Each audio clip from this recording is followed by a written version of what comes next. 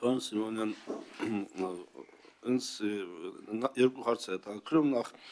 մի թվերի տեսքով խոսենք, այդ սառնների բեռնվածքի տոննաժը, եզրաչափերի մետրաժը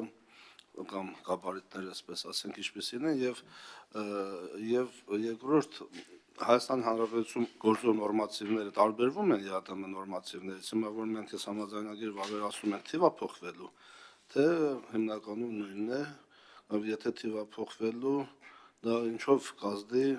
մեր բեռնափոխադրումների որակի եւ քանակի վրա։ Շնորհակալություն։ Շնորհակալություն հարցի համար,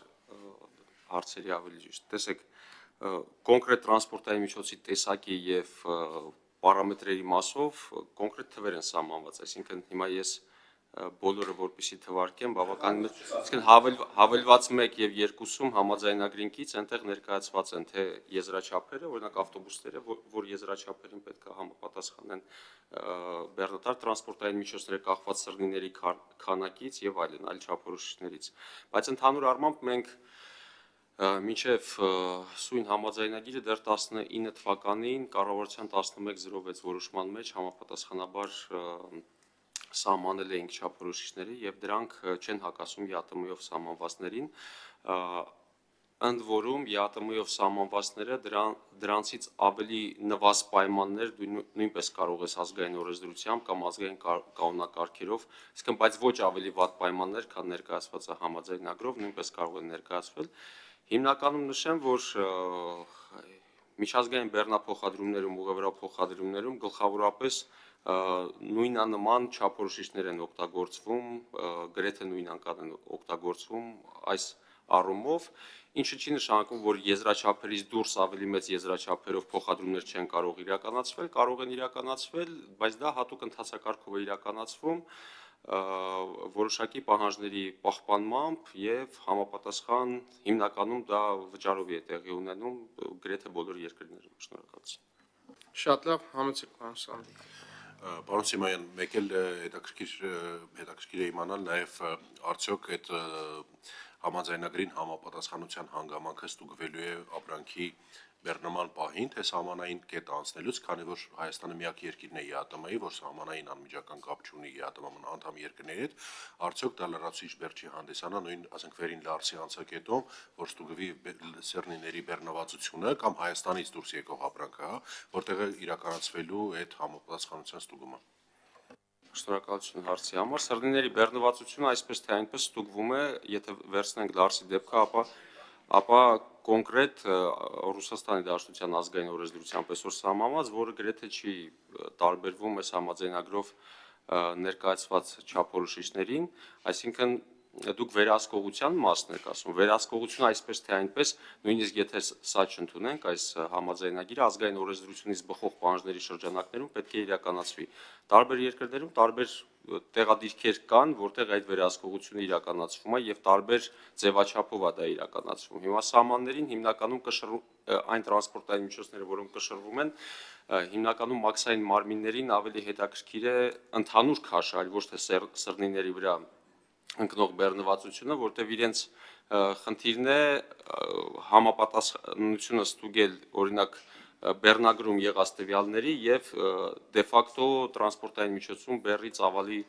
եւ քաշի մասով, սա է հիմնական պատճառը դրանց կշռման, սակայն տարբեր անդամ երկրներում, օրինակ կան ճանապարհներին տեղադրված շարժման ընթացքում կշռման համակարգեր, որոնք ուղղակի ըստ սրնիների եւ եզրաչափերի համապատասխան վերահսկողություն են իրականացնում տրանսպորտային միջոցների նկատմամբ եւ խախտումների դեպքում համապատասխան արձանագրություններ են գեներացվում կամ էլեկտրոնային կամ տեսուչների միջոցով։